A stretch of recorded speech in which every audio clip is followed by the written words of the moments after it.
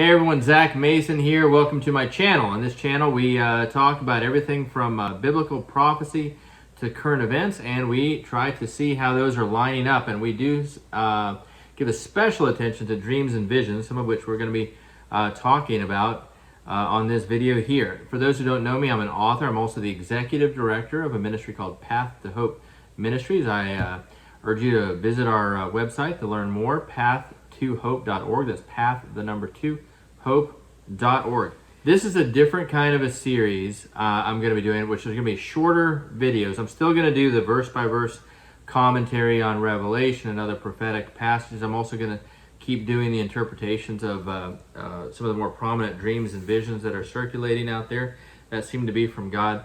But in this series, I'm going to treat this more like a brief newscast, where I'm just giving you a story here and there and showing you how that connects to what we've either seen in the dreams and the visions that have been posted online, or how it connects to biblical prophecy directly. I'm going to try to keep these shorter in that spirit. But first, before I jump into today's topics, I do want to explain something. I don't know that I've really gone into a lot of depth as to why I'm doing this channel. And besides the fact that I feel God is pushing me to and calling me to teach on here and do this, which I have to obey him if I feel like he's telling me to do that, I think I should share a few things just to know. I have not activated the monetization on this channel. So I don't receive any proceeds, no matter how many people watch this. And I don't know, I mean, I'm not going to commit to never do it, but I don't intend to. Even if I had millions of views, I don't think I would change that, because for me, this channel is my service to God. And I don't want to be paid for it. I want to give it to him as my sacrifice for him. Now, as to why I'm doing this beyond that is for you. I know that there's a lot of voices out there. There's a lot of confusion, and there's specifically a lot of voices about prophecy and about these dreams and visions. And as we all know, those of us who are familiar with Scripture, nobody's given the full picture. It's all given, everybody gets a piece. Everybody who receives a prophetic word or a dream or vision is seeing a piece of the puzzle. And that is what I'm hoping to do on this channel. That is what I see as my best gifting, is putting puzzle pieces together and showing you what the picture is. I've been working puzzles since I was a kid. My dad says I used to turn the puzzles that when I was 3 years old. He said he would give me puzzles and I would get bored with the front and I would turn it over and work it from the back with no picture, just the shapes. So I apparently have a knack for puzzles. I love puzzles, and prophecy is a huge puzzle. So are these dreams and visions. So I've enjoyed trying to put them together, but I think there's an urgency associated with them that isn't associated with most table puzzles. So that's what I'm here doing. I'm trying to put these pieces together as best as I can, see how they line up, so you can see the picture and understand what's happening. So you can see what's happening and how it relates to Scripture. Anyways, I guess if you stay with the channel and you keep watching these updates, you can determine for yourself whether I'm doing that well or not. Regardless, I'm going to keep trying.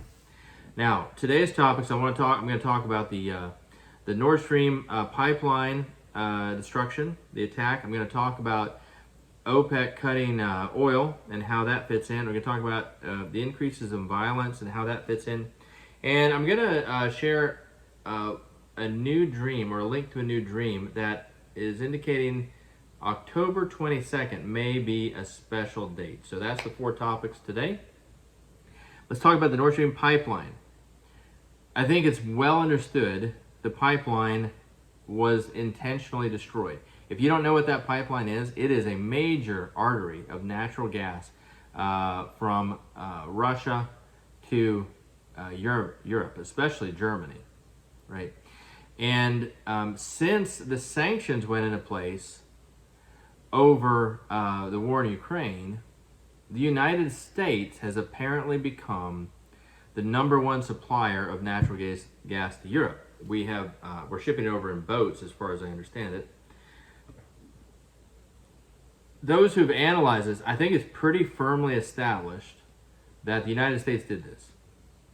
Unfortunately, I wish I could tell you otherwise, but no, it looks like our government did this, whether it was a Pentagon operation or a CIA operation. I believe it was military, based on the evidence that's out there, but it's pretty much clear and a done deal that the United States was the actor to do this. First of all, everybody's kind of established that there's only a limited number of world powers that had the military technology to do this, to destroy the pipeline that way. Then you eliminate those parties who don't have any ships in that part of the world. And we know where people are, where the nations have their ships, including submarines often. And you eliminate the nations who had no motive, and you're left with just a handful. And then it turns out that only the United States had a plane in the air right over this area at the exact moment it happened. And apparently that I'm going to post a link to an article in the description here that goes into the evidence for this. But apparently, I believe the article says it was like 4 a.m. September 26th is roughly when this happened. If I remember, the time might be off on the hour, but October 26th. The wee hours of October 26th is when this happened. Guess what happened the day before? Rosh Hashanah. So we have been waiting with bated breath for Rosh Hashanah, which was September 25th. And you may have been expecting something big to happen on Rosh Hashanah. I know a lot of people were. There's a lot of videos going around out there about it. You didn't see me saying, oh, it's for sure going to happen on Rosh Hashanah. Something. Why? Because Rosh Hashanah is a happy day, right? It's the Jewish New Year, and while it's important prophetically, and it does mark the end of things and the beginning of new things, it's not necessarily associated with tragedy. So I wasn't necessarily expecting something tragic that day, but I did expect things to shift after it. Not the day of, but after. Because this Rosh Hashanah was the end of a Shemitah cycle, the end of a Jubilee season, and it's the beginning of a new season. Going forward, on the Hebrew calendar, we're starting another 7-year period since then. And we're barely hours into it when the United States starts World War III. And no, I'm not exaggerating that. You don't attack another country's infrastructure, especially such a key piece of infrastructure, that brazenly, and expect to not have a war on your hands. That was a very brazen, bold act we did, and I believe a corrupt one. What right do we have just because Putin's evil, sure. But we haven't declared war on Russia. Last I checked, Congress had not declared war. So how is it legitimate for the United States to commit an act of war, an aggression, an opening act of war, not defensive, opening act against the sovereign nation without the approval of the American people through Congress? It's unconscionable, it's corrupt, and it's illegal, in my opinion. Should not have been done.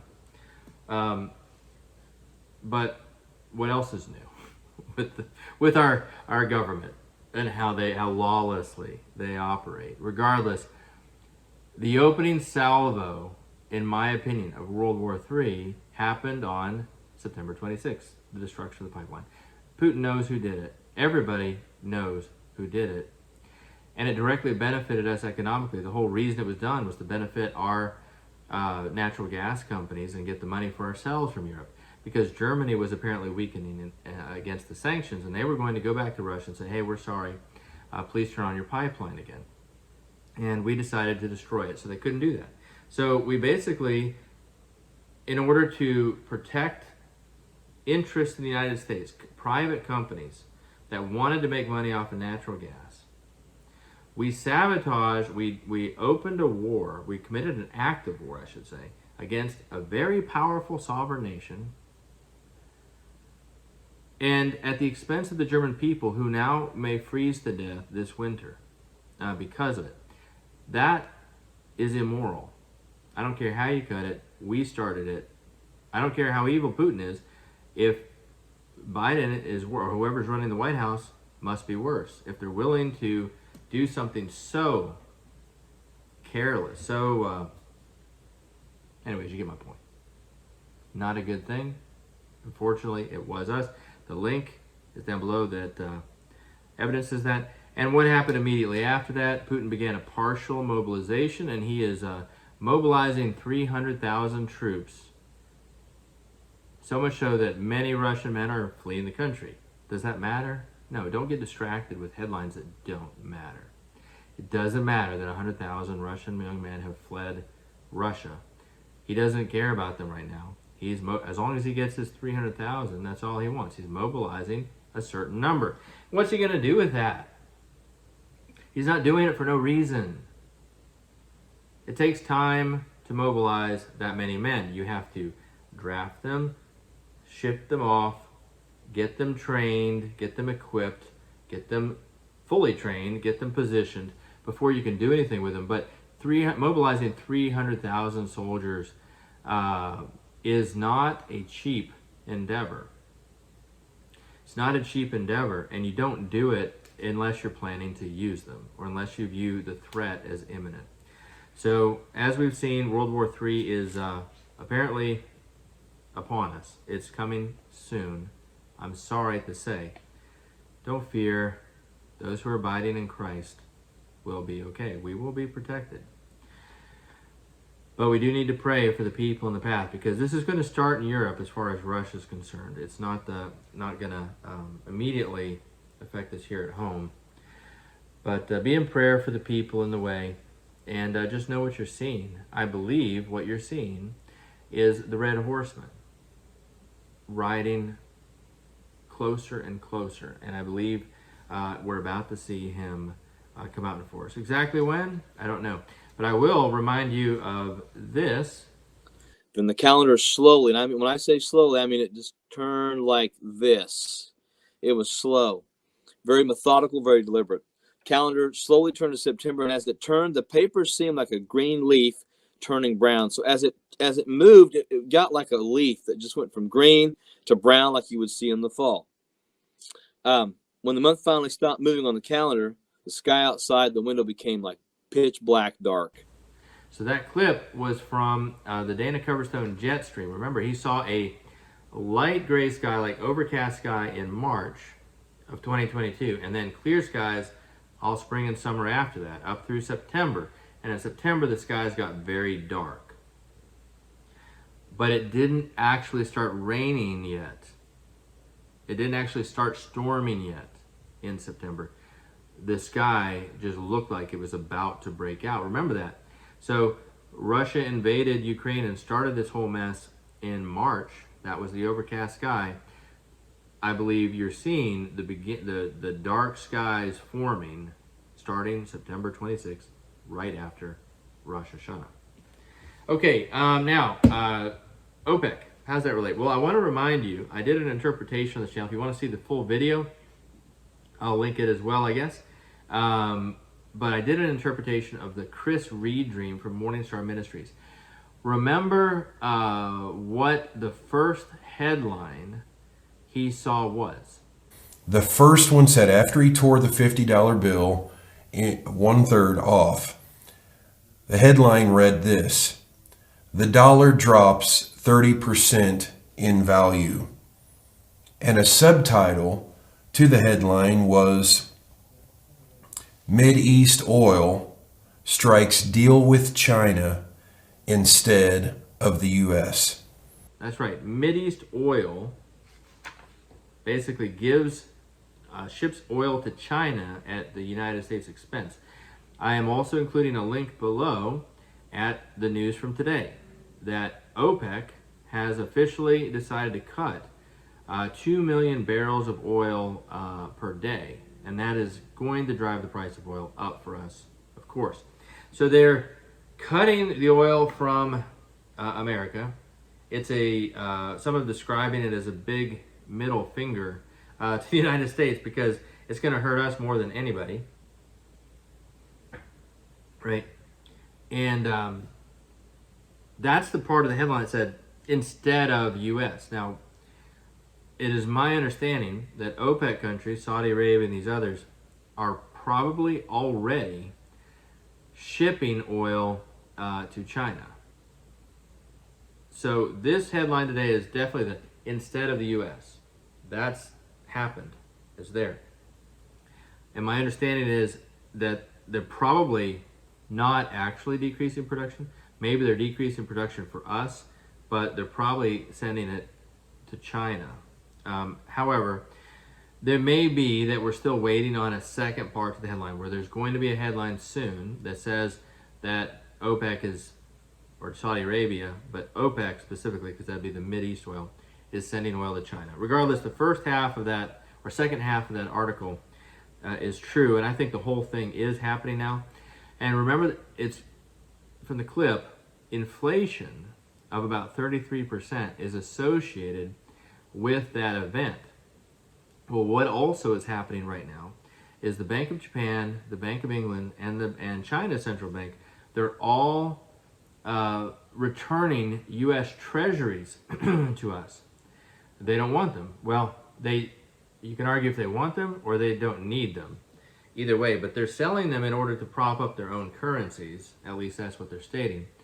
But in essence, what it means is United States Treasury bonds are no longer being seen as stable and a reliable source of wealth. It's a statement about the stability of our country. In my opinion, it's a pretty strong move. And when you start returning, when those big three start returning U.S. Treasuries, they don't keep rebuy them from us.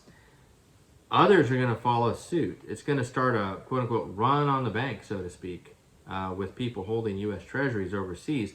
That's going to significantly drop the value of the dollar and cause inflation. And I think that looks like the cause of the 33% jump. That and oil is going to go through the roof again. So those two factors make sense. 33% inflation. I believe this part of the Chris Reed dream is coming true right now.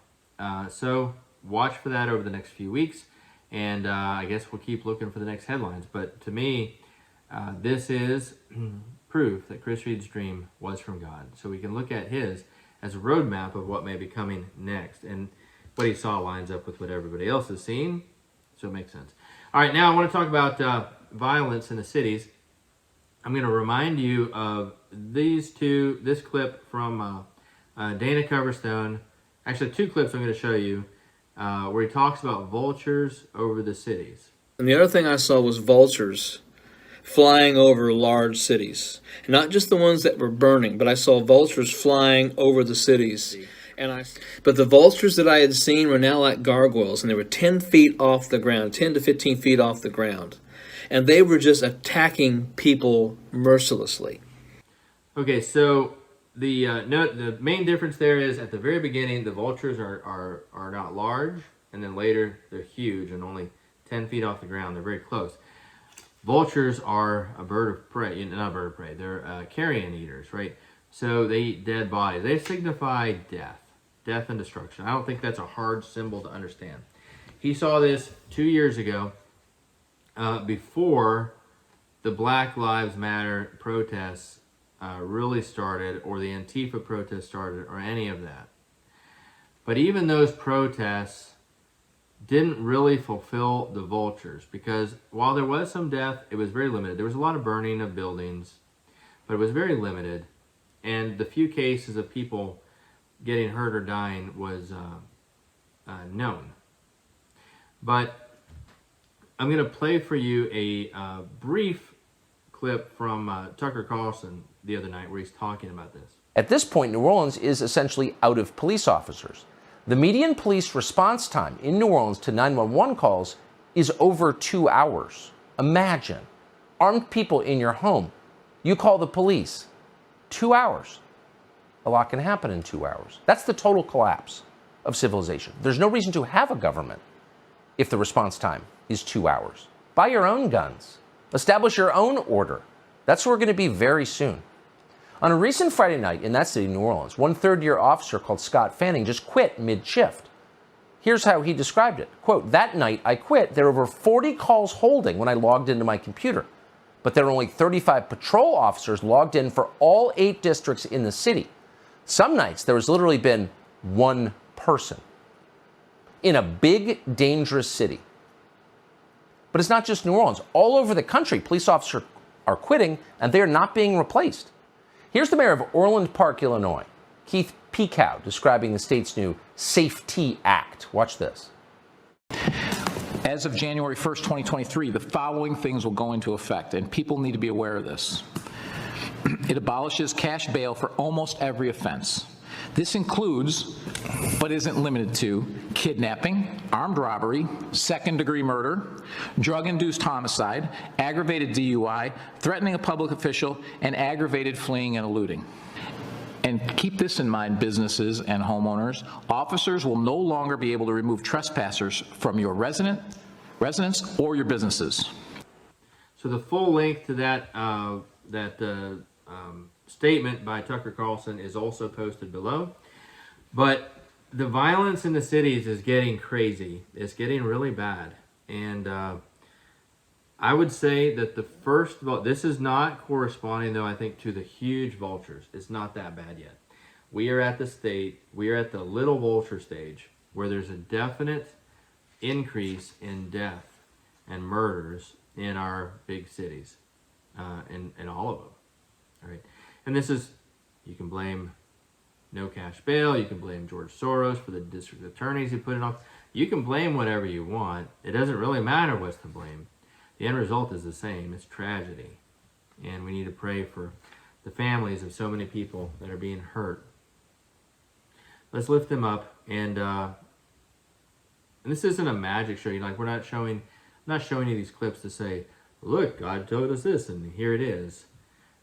This is to help us learn that God is warning us. He is showing us things ahead of time. And we can make plans based on it, as long as we don't go too far and misinterpret. We have to limit ourselves to what he's clearly said in these dreams. Right? But I do think the vultures part, at least the small ones, that's fulfilled. Now, last thing I want to talk to you about is I'm going to post another dream by a woman where she feels like God gave her a dream about October, a series of dreams where he spoke to her about October 22nd. And that something big is going to happen on October 22nd is what she heard. Listen to me carefully about this. I am not endorsing her dream. I am not saying I am convinced something's going to happen on October 22nd. What I do notice is some evidences that make me think this dream could be from God, so I'm watching and I'm waiting. What are the evidences? Well, I know she seems humble. She's an average, I don't think she's an average believer. She describes some very significant spiritual habits that show that reveal that she is pursuing God well, but she's humble about it. She's not a televangelist or anybody like that. She even one of the words that she received came to her while she was praying with her husband. And she just obviously has a very strong spiritual life. And she seems humble and caring, and I believe I detect the fruit of the Spirit in there. And that's my first criteria that I look at when I'm evaluating these dreams to see what I think. But the way the dreams came to her, they match the pattern of how God has communicated to other people. Personal symbolism, clear symbolism, words, visions. All of these, he used all of these, and even the dates. I noticed she said that the date was October 22nd. Her last dream was that she mentions was September 23rd. That's about 1 month, exactly 1 month ahead of time. And it started September 16th, she says, which is really 8 days before October 23rd. The 22nd, 7 days. That's exactly 7 days, 1 week. That's kind of how God, those dates that he gives us these things, they matter too. There's things to pick up in there. But what is the dream? What is she not? The dream sees something big financially speaking, happening on October 22nd, which wouldn't be a surprise. The news is full of people predicting financial collapse soon, which is, domestically speaking, the first thing I'm waiting on from the dreams and visions to know that we're having a major break. If you have the oil prices going up, Treasury bonds being returned, that can also provoke that. But here, what does the dream not say? She didn't say October 22nd, which year. All of the signs make you think that this is for this October 22nd. And it may be. I am really watching. I'm watching closely this October 22nd. But if it doesn't happen, remember, the dream didn't say what year. God never told her what year. And God is tricky that way. He's not a deceiver. God's not a deceiver by any means. But he does leave certain things, he leaves a lot of things actually, open to interpretation so that we will keep guessing and seeking him and trying to know what the truth is, what the answer is. He does that so we'll pursue him. He also does it so we stay ready, so we stay braced. He communicates in a way where you think, oh, this is happening now, I better get ready, and then you're ready. But then maybe it doesn't happen yet because really he made you, the way he communicated made you think it was going to happen right then. But he was doing that so you would get ready now and get spiritually ready now. But it was actually, if you had really just limited yourself to what was said, it could happen later. And then, but you're already ready. You know, if he came out and he told all of us, I am coming back on this date in September in 2030. What do you think everybody would do? I mean, most of us would wait until 2029 to begin really seriously thinking about it anymore. And even then, a lot of people are gonna wait till the day before to get ready at all. He doesn't want that. He wants us ready all the time. So that's part of why he communicates that way. I hope that was clear. Anyway, I think that is about all I have for today. I'm going to try to do these updates more frequently and keep them brief. I went about 23 minutes, it looks like, so not as brief as I'd hoped. You know me, I can't stop talking. But anyways, I hope you guys have a great day. Enjoy your week. Keep watching, but most of all, let's watch for him.